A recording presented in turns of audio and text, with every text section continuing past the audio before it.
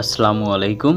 আজকে আমরা জানব ইসলামী ছাত্র শিবিরের সমর্থক এবং কর্মী হতে হলে কি কি বই পড়তে হবে।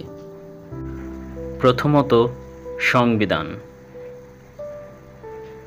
তারপর মনটাকে কাজ দিন, মোরা বড় হতে চাই,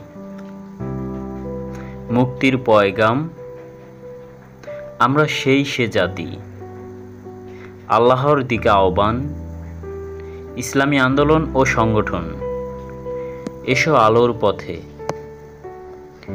নামাজ রোজার হাকিকত, ইমানের হাকিকত, ইসলামী আন্দোলনের নৈতিক ভিত্তি, তাজবিদ শিক্ষা,